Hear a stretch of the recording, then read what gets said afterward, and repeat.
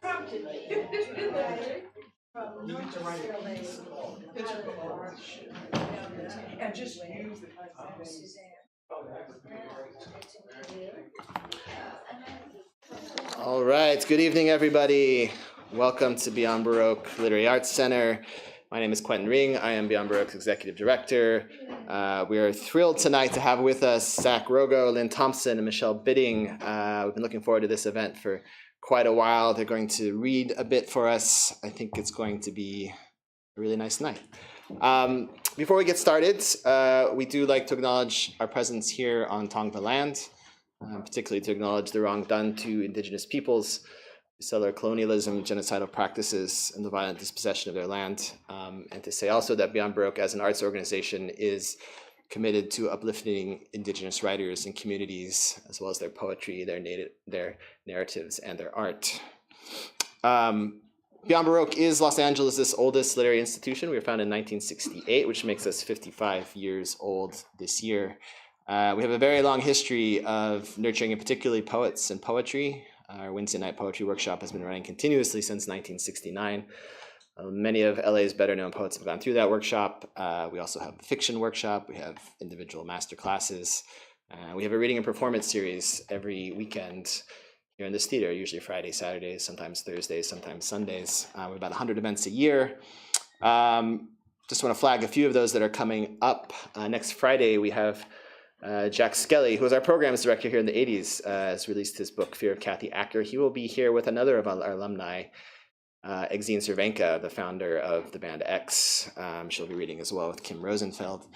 And then in 2 weeks, we have the Southern California Poetry Festival, which is kind of our major event for the year. That's going to be about 50 poets over 3 days. On the first Friday, we will be renaming this theater after another of our alums and longtime presence in this space, Wanda Coleman, who passed away 10 years ago this month. Would be her 77th birthday also this month. And a huge part of Beyond Baroque's community, a major presence in Los Angeles, across the country and around the world as a poet.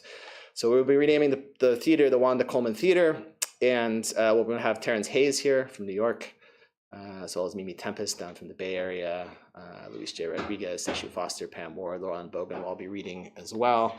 On Saturday, we have Juan Felipe Herrera, Safia Hilo, Marcelo Castillo Hernandez, and one of our readers this evening actually as well, Michelle Bidding will be here. We'll have a great program, and then Sunday as well will be lots of poets, workshops, readings, all kinds of great stuff. So please do come back from that. It's entirely free, and it's really just an absolutely fantastic event. So that's what we have coming up. I should say that Beyond Baroque is supported by its members. So if you're not a member of Beyond Baroque, we would greatly appreciate it if you would consider becoming one. It costs as little as $60. You can purchase it in the bookstore from Jenna. You can do it online. If you become a member, it helps keep these events free, helps us pay poets. If we do have to charge, you get a discount. You get a discount on our workshops, a discount in the bookstore. And it goes a long way towards helping us sustain this organization. So we greatly appreciate it if you are a member. And if you become one tonight, we'll love you for all time. But as for this evening, this is just a really lovely program to have. We had two Los Angeles poets, Michelle and Lynne, and then Zack is visiting us from the Bay Area, which is always nice when we have folks from out of town because it's kind of a special occasion. So I think we should just go ahead and dive into it. First up, we have Michelle Bidding, who was shortlisted for the 2023 Craft Character Sketch Challenge, the 2020 Montreal International Poetry Prize, the 2021 Fish Poetry Contest, judged by Billy Collins, and was a finalist for the 2021 Constant Prize and 2020 Read Magazine Edwin Markin Prize. She won Quarter 8's 2018 Robert J. Mott Short Prose Contest and was a finalist for the 2021 Ruminate Magazine 2019 Sonora Review and New Millennium Flash Prose Contest. She is the author of 5 poetry collections: Good Friday Kiss, winner of the inaugural De Novo First Book Prize Award, Notes to the Beloved, which won the Sacramento Poetry Center Book Award, The Couple Who Fell to Earth, Broken Kingdom, winner of the 2018 Catamaran Poetry Prize, and Nightmare and Miracles from Two Sylvia's Press, winner of the Wilder Prize, and recently named one of Kirkus Review's 2022 Best of Indie. Her chapbook, Dummy Ventriloquist, is forthcoming in 2024. Bidding is a senior lecturer in creative writing and literature at Loyola Marymount University. She's one of our favorite writers to have read here. I don't think we've had you in quite a while, actually, so please welcome everyone, Michelle Bidding. Thank you, Clinton. That's so nice. Oh, and it's so great that you found your way. Yeah. So it's a real pleasure to be celebrating Zack's book, Irreverent Litanies, new book of poems, and I'm such an admirer. He's quite he's quite a virtuoso, playwright, poet. Great lecturer. I've sat in on lectures on Akhmatova, and just a real reverence for women in literature and performers and artists and actors, and a lot of so much translation too, mostly in French. I've also sat in on some Spanish and surrealism poetry lectures, I think, too. Yeah, so a great honor to be here helping you launch your new book. And he also chose my book as the winner of the Catamaran, the inaugural book prize, Broken Kingdom. So, and we've done some interviews together as well. So I thought, I haven't read this poem in a while, and I had to check with our son, Emmett, to make sure it was okay to still read it, because it's something we went through, and we're somewhere else in the passage of this experience. But here it is. Everything crumbling, becoming something new.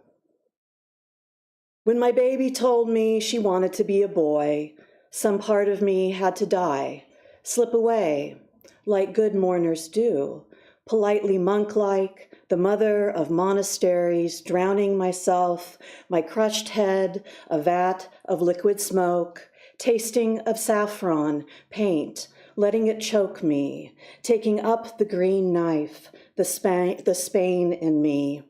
I was born to slice myself into little infinite mirror stabs. Cracked again, I'd have to fall on it, muffle my cries, rushing wings of birdsong memory, the hours dusky passing. My girl taking off, changing form mid-flight, misty vestiges shed, letting her go so a sun could enter, letting it go, just as we did your every dress, cave of my closet's hearkening, skirts and gold-flecked minis, the black velvet strapless, poofs of yellow tulle, even the blue taffeta from the chic boutique in the Jewish quarter, where the old Algerian in fedora and double-breasted suit directed us back to the Seine, walking us halfway there, his simple kindness, wanting to slap myself, my American offense, offering money, his eyes, crushed blossoms. Where I come from, another shade of green gets worshipped, more than being human. Imagine selling your birthright, America, my mess of pottage. Imagine giving birth all over again, the two of you, going through it again, child, woman, now man, all your multitudes. I'm learning to sing you, little green, little shorn-headed hero, your mother and orphan, shrouds for my gone girl, my vanity, my mirage, a desert of selves, boundless and bare. We bury ourselves, thinking greater than the shattered visage, not you, your fledgling harmonies. Bold your beauty, your many within, sometimes sad, sometimes scary, refrains. Thank you for teaching me to listen. Sounds, who knew I know, who knew you could make.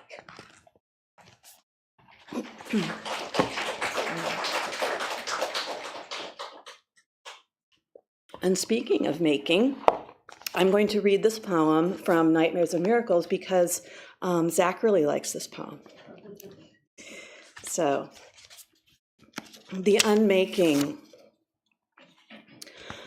Where brightness goes to die, After years of settling its joy in our lap, the husk of all we prized and carried, just as my son clutched that four-pawed warmth in his hope-stripped hands, surrendering our furry bundle in an old blue baby blanket, dachshund, beagle, chihuahua, mutt, the dwindling fruit of his ruined heart, driven to the Mercy Hotel in the dead of night, because this suffering we could no longer abide, and so passed on to the doctor at the All Hours Clinic, a kind, white-coated vet who nodded a solemn, "You're doing the right thing," after I stammered, "Maybe a different medicine?"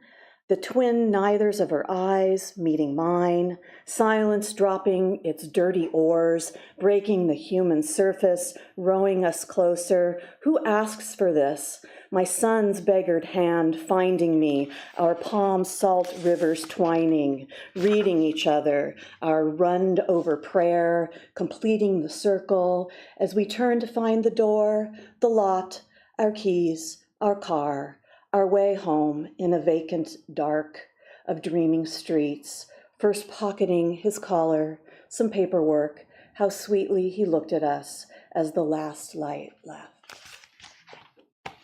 I know you're not supposed to write poems about your pets that die, but we all do anyway. Okay, so this is a poem from Dummy Ventriloquist, and there's a politician in Florida who says very terrible things, and heinous brand of oppression and discrimination I wrote down here. And this catchphrase was, "Let kids be kids." So I took that, and I was looking at Frank O'Hara's poem, Ave Maria, and I took a bunch of language and kind of his voice from that, and I wrote this: "Let kids be kids." I don't know what you're up to, America, but what I do know, it's not good for the body. Children need fresh air, an Ave Maria over their flesh, their choice of friends, the theater of their identity that is so complex, no single man from Florida, the real sinner here, can decide, if you ask me, what are you up to, America? Criticizing how souls dress on a Saturday, who they are, who they hold hands or play hooky with in movie theaters. No one needs the Hail Mary of running to faraway streets, preyed on by God's know what. Mothers, you are glamorous countries. It costs you everything not to keep the peace, not to keep hate from taking the hearts of humans you love. Wasn't your first sexual experience a blessed box of chocolates stirred into gratuitous barrels of buttered popcorn? And if it wasn't, I am sorry. Oh, mothers, there are many bridges between heaven and earth, built of strange and wonderful colors. Only the empty, the greedy for gravy on TV, a dark growth campaigning on the innocent. It's unforgivable, the latter. Can't see them. Mothers, and I mean fathers, sisters, brothers, grandfathers, uncles, cousins, aunts, grandmothers, friends, and the entire United State of nurturing tolerance. You don't want your tykes hanging around their rooms, broken in your yards. There is no joy in that particular darkness. Who is to blame if you don't take this advice and they're no longer here? Only embossed silver people, the images and photographs you talk to when you're old because you wouldn't let them be, wouldn't let them love who they were when they were young. And it helps if you know that poem by Frank O'Hara. Okay. This is an exercise in love, and it's in Beat Not Beat. Poets, a lot of poets in California, a collection through Moontide Press. And this one is after Diane DePrima, An Exercise in Love. I was remembering with Gail over coffee in Topanga How I used to choke up thinking about my son's transition, about the dresses of many colors no longer needed. We'd slipped like pretty fish from their wires inside the closet's unlit shell and floated to a thrifty coastal store.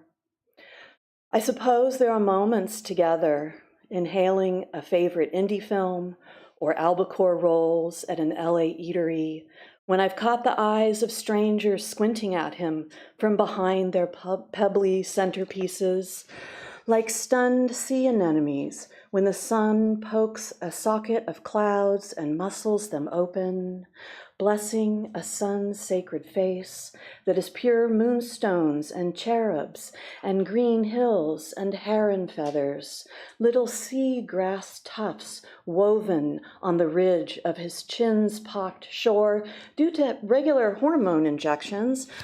I suddenly understand how confused we all are, how utterly wrong we've gotten it this far. Us dinosaurs, us old barges, backwards in our dreams of absolute gender and pleasure. Gail nods across the altar of our canyon table, and I follow her eyes as I lift a toasted slice to my lips, seated with pomegranate, sigh a cool scarf of breath into my cup's hot shade. She understands.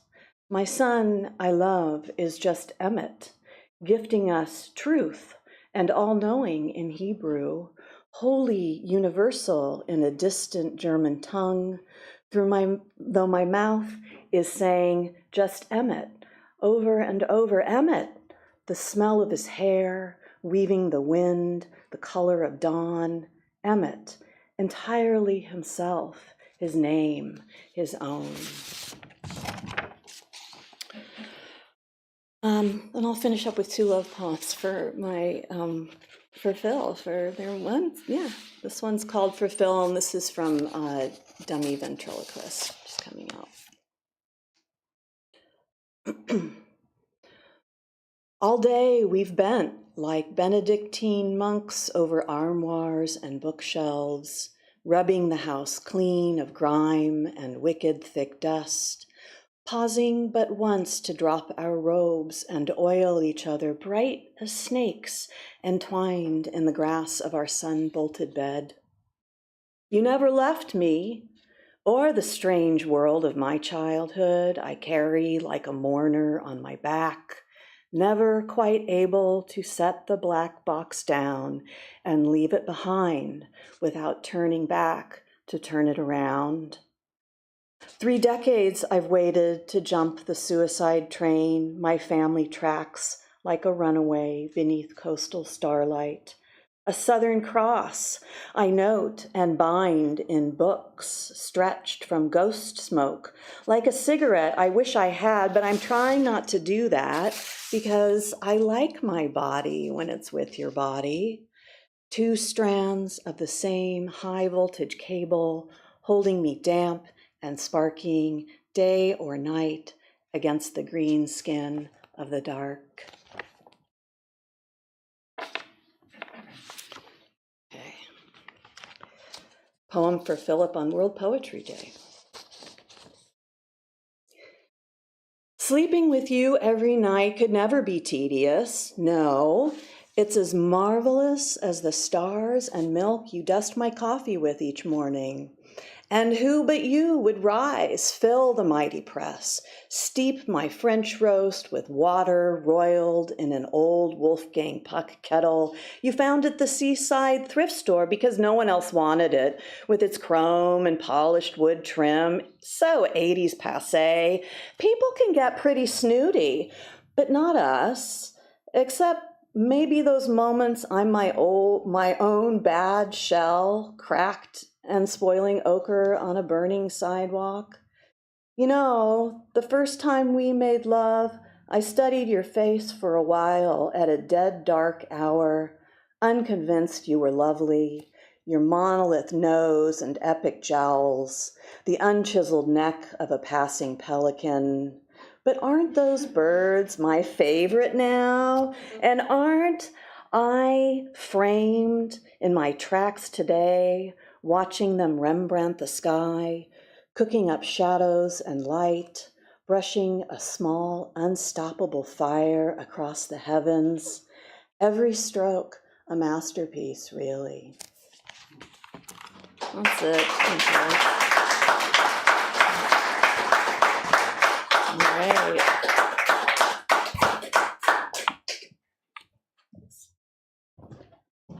Thank you, Michelle. That was lovely. Next up, we have Lynne Thompson, who is the former Los Angeles 2021-2022 Poet Laureate, and still, I think, LA Poet Laureate, until they have a new one, and a 2022 Poet Laureate Fellow of the Academy of American Poets. Thompson is the author of 3 collections of poetry, Beg No Pardon, Start with a Small Guitar, and most recently Fretwork, winner of the 2019 Marsh Hawk Poetry Prize. Recipient of multiple awards and fellowships, including several Pushcart nominations, Thompson sits on the board of Cave Canem and the Los Angeles Review of Books, and recently completed her term as chair of the Board of Trustees at Scripps College. Her recent work can be found or is forthcoming in Best American Poetry, New England Review, Black Warrior Review, Massachusetts Review, The Common, and Copper Nickel, amongst others. As I mentioned, it's our 55th anniversary this year. We just had a gala 2 weeks ago where we honored Lynne as well with the 2023 George Drury Smith Award for Outstanding Achievement in Poetry. I mentioned this because a little mishap and we didn't give her plaque that evening. So I do have the plaque here as well for Lynne. So please, everyone, welcome Lynne Thompson. And when she gets a plaque, I can even hand it to you officially. So it's beautiful. we're continuing the gala throughout the year. So. Oh my gosh. Okay. And take a picture. Very beautiful. Thank you so much, Quentin. What a delight to be here tonight with Michelle and with Zack. Old friends, new friends, all friends here in the room. It's lovely to be sharing poetry in a time that desperately needs poetry. I'm going to read some poems from my collection, Fretwork, which is a collection of poems about my birth family and my adopted family, and I decided that they needed to kind of get together, resistant as they were to that idea, but I put them together in poems. So I'll read a few of these. How the Birth Mother Was Found. An old friend heard her laughing, thought it was me because she'd heard me laugh before. She turned to the laughing woman, I went to school with your daughter. The woman who birthed me said, I have no daughter. Bone Chip. She come looking for me. Oh, not directly, but she come, knowing anyone looking at her, then looking at me, would see her. So she polished the bones, fixing her head to her neck, turned her wrist bones to weapons. She practiced a dark, hollow growl she wanted to tumble from her throat when she thought she should laugh. But she never laughed much. Fell unwell, yoked to lifelong miseries, one who knew her told me later. She said memories didn't know how to forget their own placenta, so she come looking for me, put herself on a straightaway, bowed down low, jumped right on up. Somebody saw, guessed how wrong she'd been, so she come looking, found her daughter, ambivalent, chipped. The birth father could have been anyone, a Pole, a felon, an identical twin. He could have been a holy roller, although that seems unlikely. He could have been an ocean, a doorbell, a slice of American cheese. He could have been Goya, the Urdu's transporting suspension of disbelief. I suspect he was a train schedule and every woman's intermittent. It's been my choice not to believe Father once lived somewhere near Uncle Tom's cabin, or that unbidden Surrey found him and said, your father is sitting beside me. What is logic in a hurricane's eye. If he'd been my crossing guard, I could have adored him, would have hated to know he never looked both ways. He has never been, but if you're of a certain age, he could have been yours. Erasure. The woman who gave me breath erased my father, his whistle and pain. She never said his eyes were brown. She didn't remember how he moved the night they made me. She omitted details of geography, and religion was excised. Music never played, or she would have played it. She told me my father's name. I can't repeat it. Chord. 1. She didn't ask for me when she saw all of it ending, so I don't know how she went out, whether she wept or sang Precious Lord, or I wish I knew. She didn't ask for me. Perhaps she asked for nothing, nothing being what she once chose.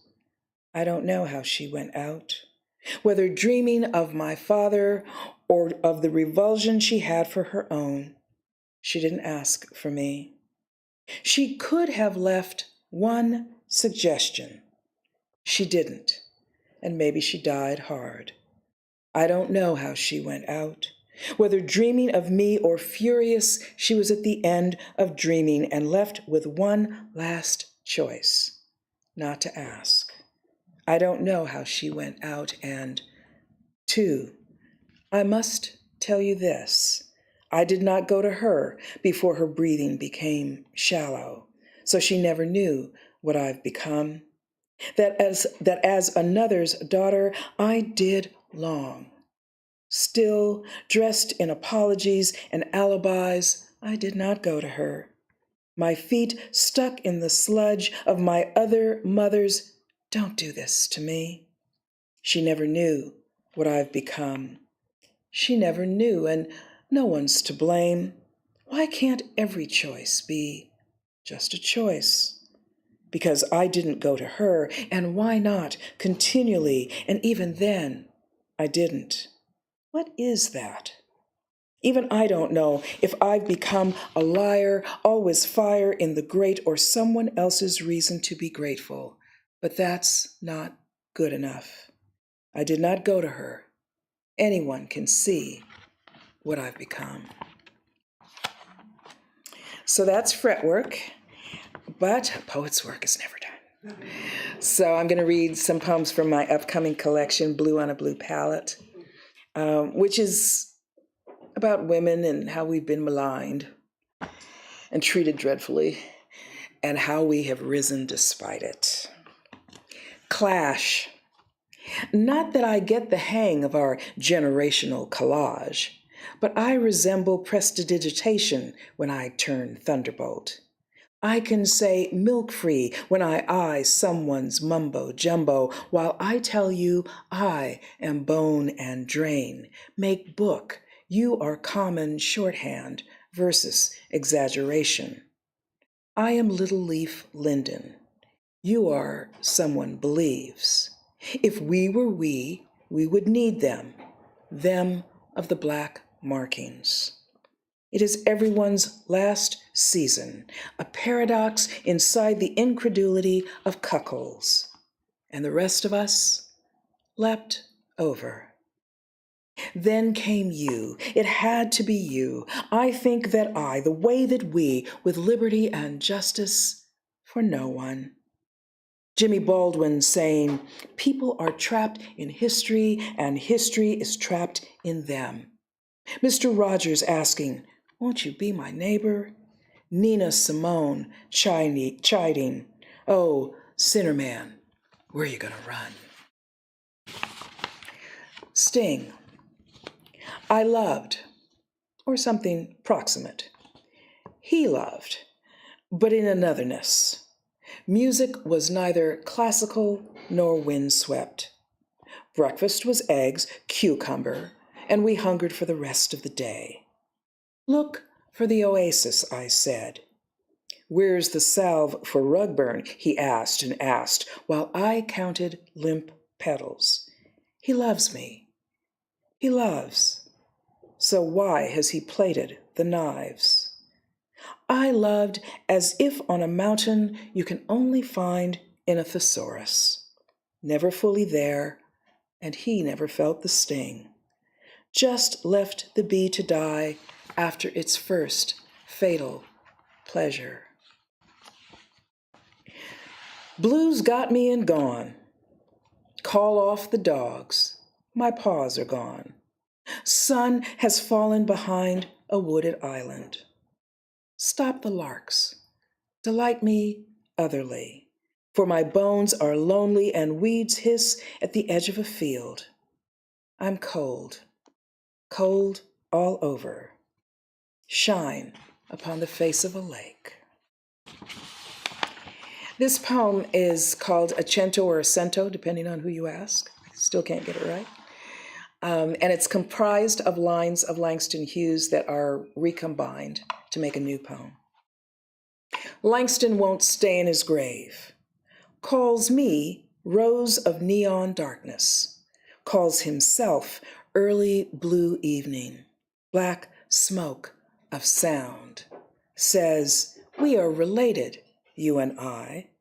Reminds me we are wandering in the dusk, our faces a chocolate bar, facing the night of two moons. And though I'm a lonely little question mark, he laughs. Life is for the living with gypsies and sailors. Till the old junk man death plants your feet in the cool swamp mud, shake your brown feet, honey. Wander through this living world. Get out the lunchbox of your dreams. Stay awake all night with loving, or be a woman in the doorway. Death don't ring no doorbells or say, here is that sleeping place, as if it were some noble thing. Think how thin and sharp the moon is tonight. Don't mind dying, veiling what darkness hides. Haunt like mystery, like a naked bone in gumbo. Nod at the sun. Canticle at Twilight. Floating like a feather, like a single grain in the sea, grateful despite being alive. Craving grace as I crave evening, cradling rage as I cradle no vicar. I think I might just be a clock and juju power in a terrible century, a needle and the way to plunge it in, dancing through a meadow anyway. Floating like singular rage, unlike 20 sheaves of feathers, like a vicar, alive and dancing anyway. Craving this terrible century and every clock cradled in the sea. I think I'll always be the needle, grateful for my grain and juju power and all the ways to plunge into it in this meadow, just for an evening. Poinsettias and other continuums of forgetting. Remember this irony? Art makes order out of chaos. Maybe I need to write a poem about forgetting. The annual flowering of poinsettias in my mother's garden. The discovery that flowers can effuse a milk children cannot drink. I remember the day a man walked on the moon and one of us, looking out the window, said, I don't see anybody. If time is a continuum, didn't all this happen just yesterday? Maybe we are each a poem about forgetting. There was a man, I don't know him anymore, who had particular fingers, mostly squared at their tips. He had a particular scent, which remains unassigned. He held out his hand, and what do I remember? He held out his hand, and it was a day bright lit as a galvanized penny, and we walked by the Pacific, and we, Neither of us remember seeing anything else. Maybe I should write a poem about the sea. 2 more. When nothing else will do. I don't want to pluck my burr from his flesh, nor do I want to be kind. Or if I am to be kind, I want to be a kind of chameleon, night blue fluorescent. I want to kill that gnat on the wall, but I don't want to hoover under our once bed, site of our rub-a-dub. I don't want to be a full set of some starlet's perfect teeth, and despite having nothing to boost, I want to walk around wearing only my bustier. I don't want a flower unless I narcissus, and yes, I will honor and always my fey black body, our first delights and our mornings. I want to tell his best mother everything, that I don't want him to ever forget my length of legs, both of my hands, just there. I think I want to know what he wants, but perhaps I shouldn't look in that mirror, because, and even because, is a kind of want. So just tell me, who has he been reading? Kafka? Morrison? Manga for anime? All I want is for my hair to anemone and the not wanting to go for broke while I drink honey bourbon and listen again, then over again. Not a day goes by. And this last poem, which is the last in the collection, I wrote for Peter Harris.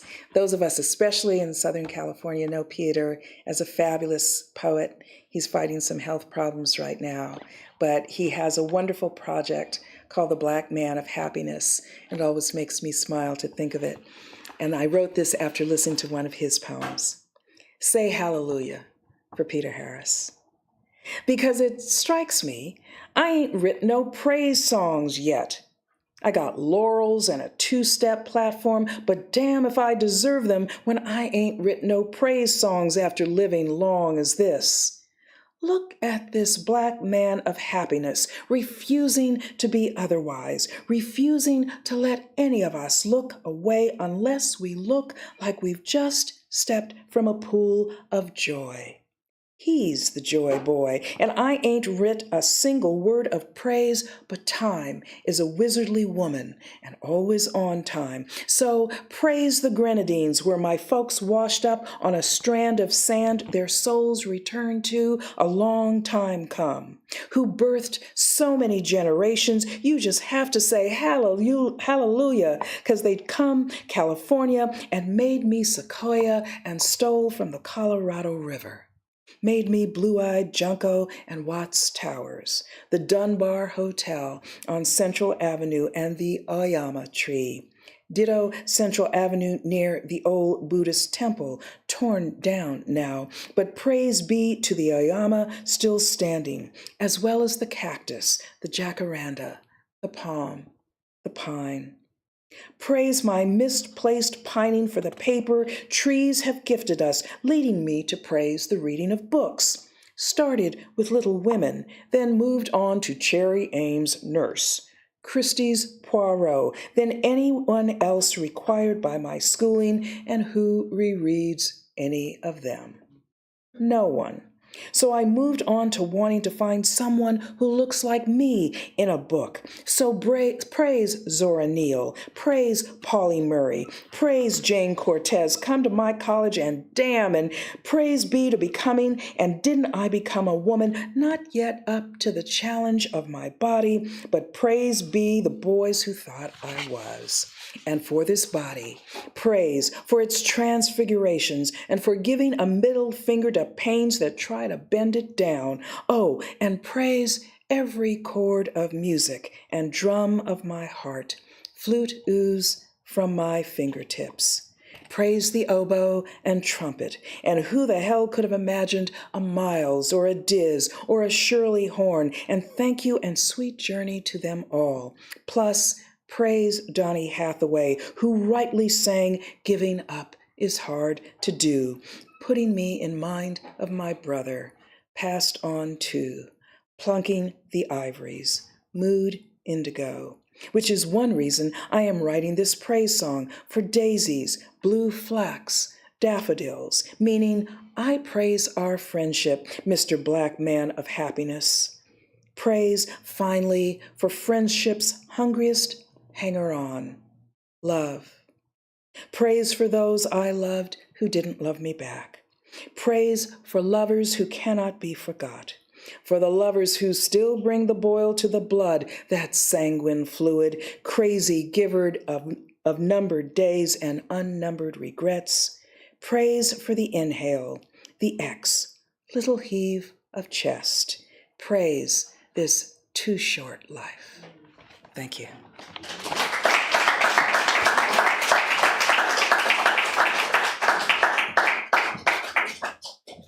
Thank you, Lynn. That was wonderful. All right. And finally, we have Zack Rogow, who is the author, editor, or translator of more than 20 books or plays.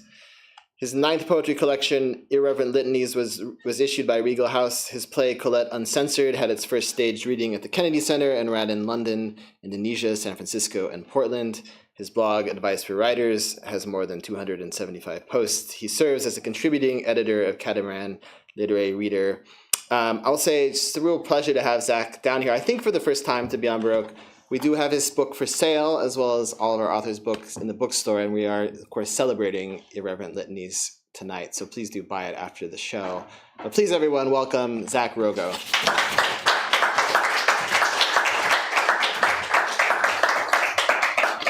Thank you, Quentin. As long as I've been a poet, which is a long time, I've always known about Beyond Baroque, so this is a true honor to be here reading, especially with Michelle and Lynn, and two hard readings to follow. This book, Irreverent Litanies, came out right around the time of COVID, so not the best timing, but I'm really happy to be able to finally read from the book. The book came about because I grew up in a militantly atheist family. Some people here are high school friends of mine who knew my family, and I was very surprised when my son, when he turned teenager, became quite religious, and I had to really think about whether the spiritual traditions that I knew about still had some kind of claim or still spoke to me in some way. So at the beginning of the book, I'm very, very skeptical, and you'll see as the book goes on, I try to be more open to those possibilities. So the first poem is called Credo, and Credo means I believe in Latin. I believe that gravity is a temporary condition. I believe that all forms of blue cheese are sacred. Why else would they call it gorgonzola? I believe that dental assistants get so moralistic about flossing because their work brings them terribly close to God. I believe there are such people as spiritual healers, and they are overpaid. I believe in a radical democratic equality where your cousin is entitled to listen to Neil Diamond. I believe that anyone who contributes to the extinction of a species should spend 10 years in the jungle surviving on gathered plants. I believe that there are alternate realities where Paul Klee would be considered a photorealist. I believe that all nations and ethnic groups have a right to self-determination in order to make their own disastrous mistakes. I believe in a universal treaty of human population reduction that every country will participate in proportionally. Easy enough to negotiate, right? I believe that women were put on earth to satisfy men and other women, and that men were put on earth to satisfy women and other men. Yes, I believe that the universe does not necessarily have a purpose, but if it does, it might be hazelnut gelato. I believe that 5 days a year, people should be allowed to come into work late just because they stayed up till dawn. I believe that paying for memberships in gyms and pools creates a mysterious barrier to exercise. I believe that those who obey every rule should hike to the North Pole in stiletto heels. I believe that love is the most perfect thing and therefore not practical for humans. Wait, I don't believe the second part. I believe that music is the most supreme speech and that speech is the most supreme music. I believe all languages are spattered full of moonstones, jaspers, star rubies, and jade. I believe that poems should end before their readers start to think about their next meal. And I believe in the power of beauty to redeem all things, especially broken snowmobiles, highway entrance ramps, and airport bathroom sinks that sense your hands praying for the water to flow.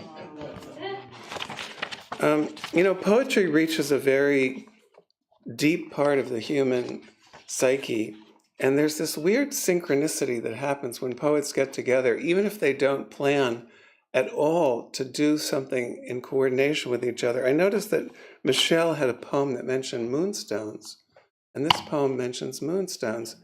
And you're going to see the poem that I plan to read last is almost like a footnote to Lynne's last poem. It's just, poetry's weird. Anyway, this next poem is called Remembering Robin Siegel. And in high school, you might recall, my high school friends who are here, that we read a lot of the classics like Tennyson or Robert Frost, but Robin was really the first person who introduced me to modern poetry. She was my friend's girlfriend, not mine. But once they'd broken up, I knocked on Robin's dorm room door.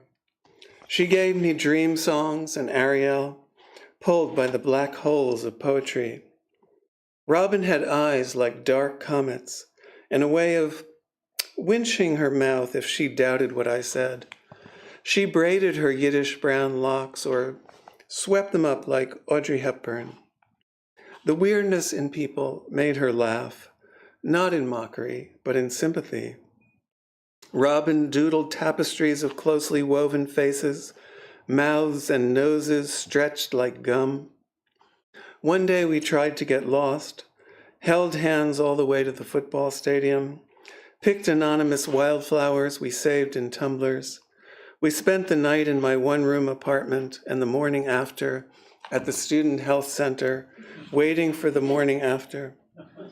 Was graduation even 2 months gone when her sister phoned? Though she was calling everyone in Robin's address book, she couldn't help crying one more time as she spooled out the auto accident.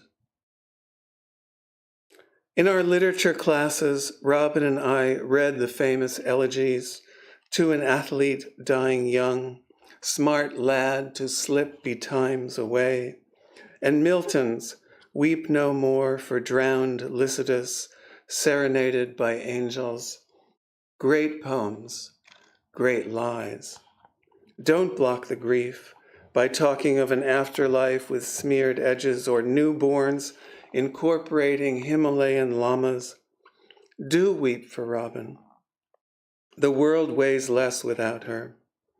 She had a habit of hugging goodbye, and then when my back was turned, following me down the street just to see how long it would take for me to realize she was still right behind me.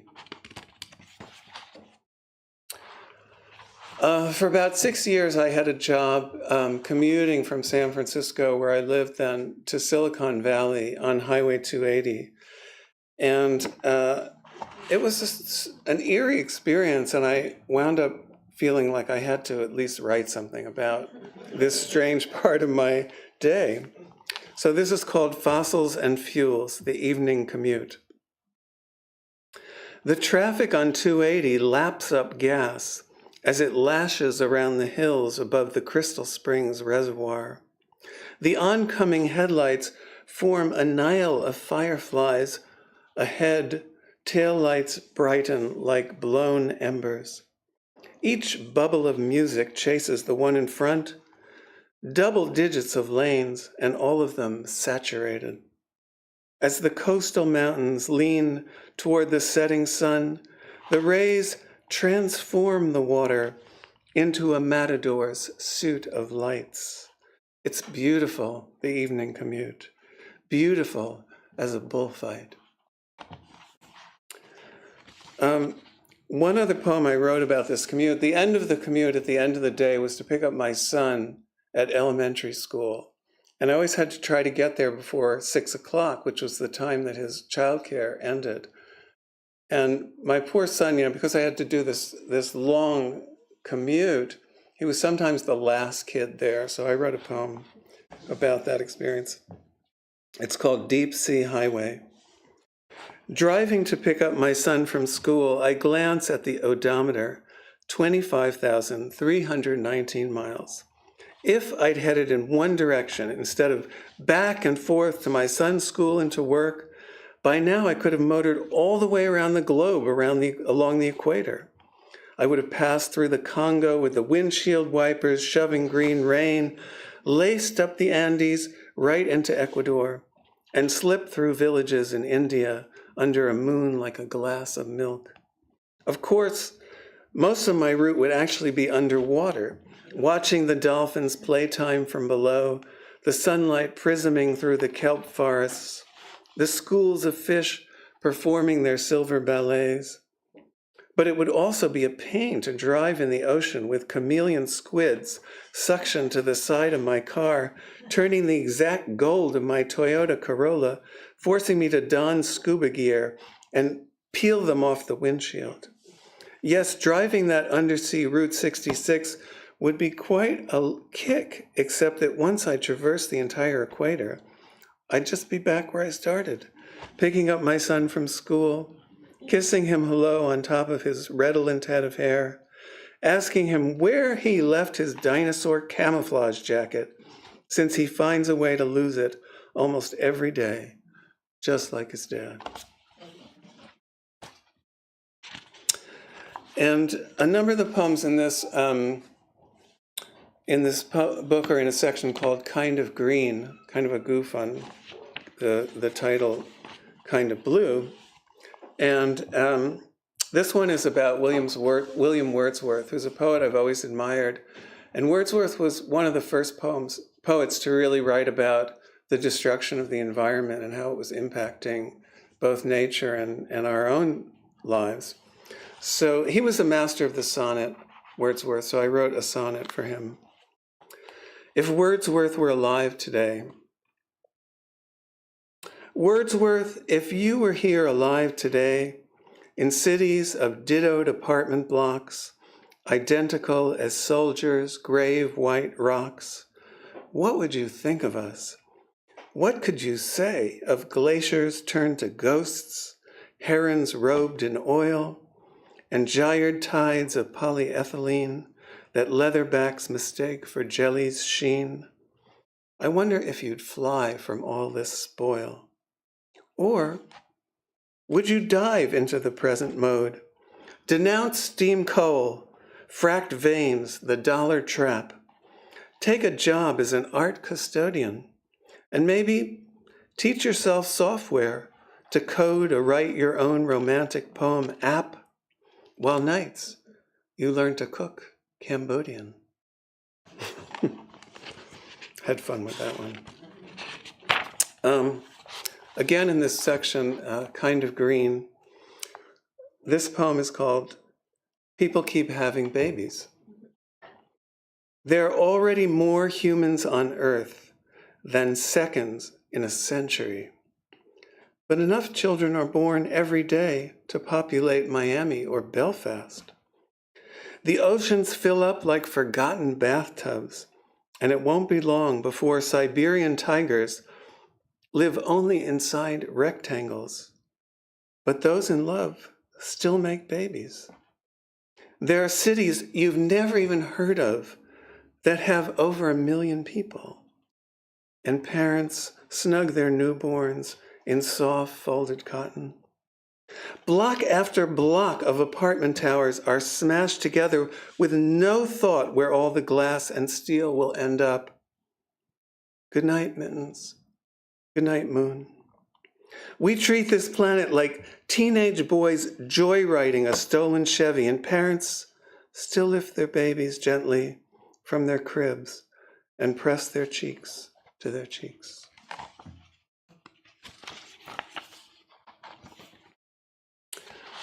there's a kind of a genre of poems where every sentence in the poem is a question.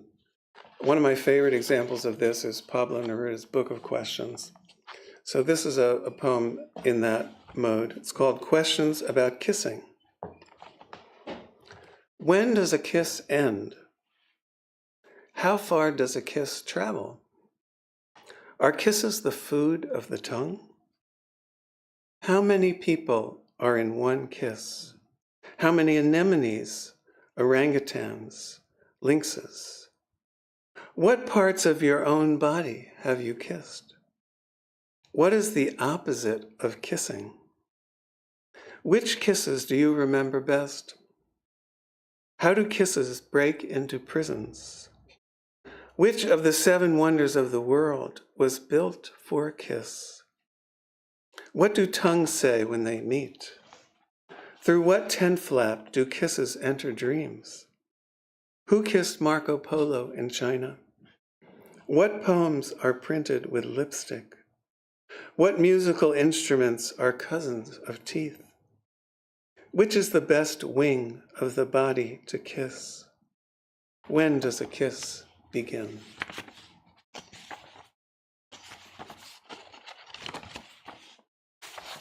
Already read that one. Okay. The life expectancy of shirts. I have no idea why I wrote this poem. Okay. We outlive them, our shirts. Too easily they get snagged by chain link fences or pockmarked by sauces twirled with golden oils. Do they wait for us to choose them like dance partners, impatient with stringent hangers and jostling closets? Do they long to pump their arms along boulevards past midnight, to rub their cuffs against light blue cashmere? Only a few years they survive, as long as eels or foxes. We outlast even the shirts we're fondest of, the daring silk, the thick cotton hefty as an old sail, or the paisley with its vegetal teardrops. But when we finally are dressed in our very last shirt, sleeves yanked onto rigored arms, some of our favorites actually survive us, a fact rarely mentioned in obituaries.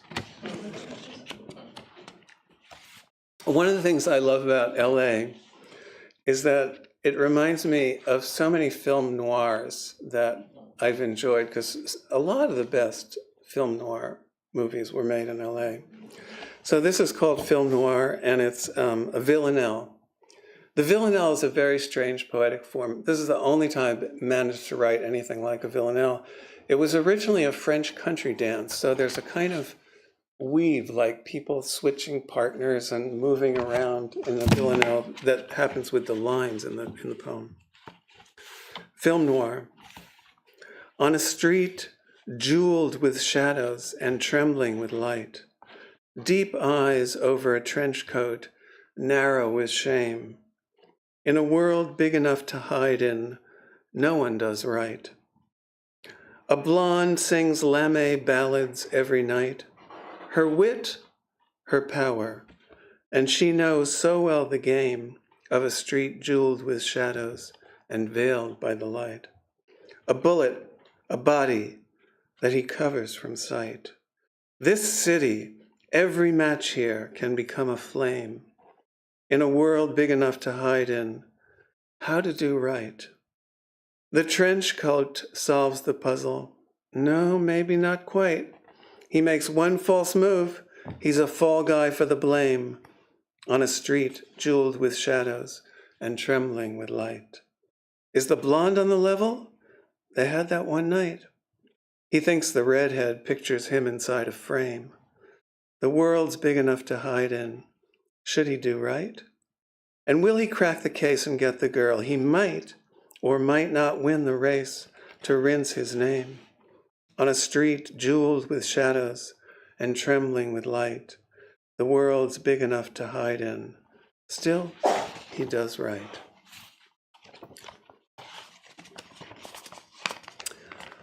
A different job I had in the Bay Area was working in the South of Market area of San Francisco near City Hall. And it's an area where there are many people who are homeless. And I would walk outside every day at lunchtime. And there were days that I just was so overcome with what I saw, I just had to write down what I was observing.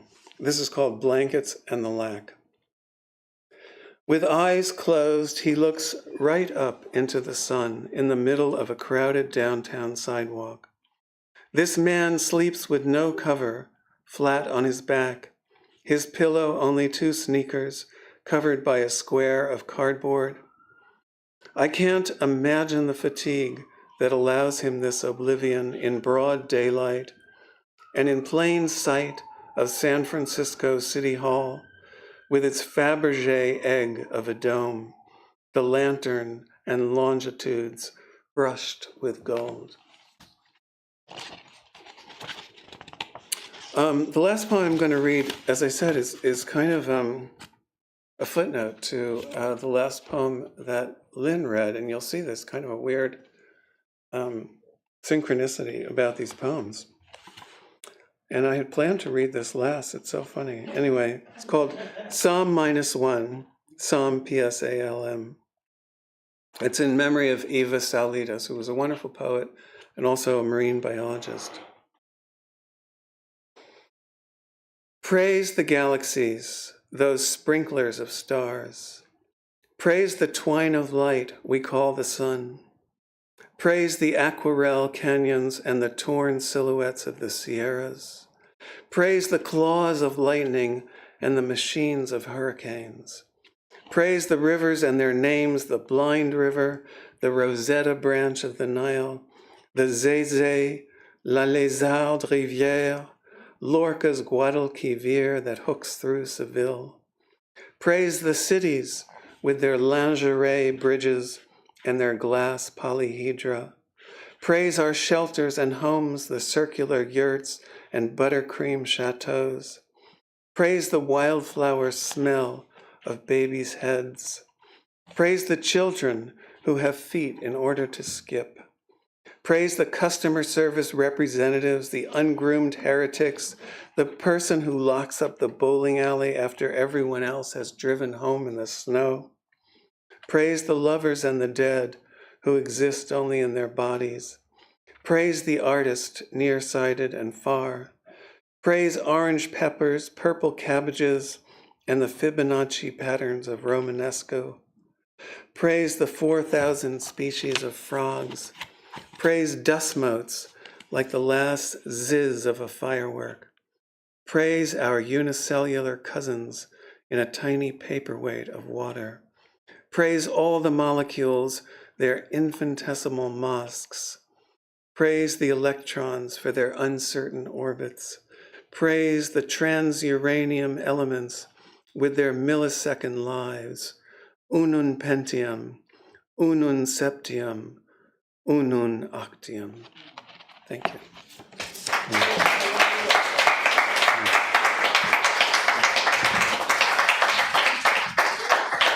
Some more applause for Zack, as well as Michelle and Lynne. Yes. Thank you all very much for being here. Thank you to our staff for all their work on this program, and thank you especially to the readers. Please feel free to stick around. We have some refreshments, buy some books, and just hang out for a while. Thanks so much.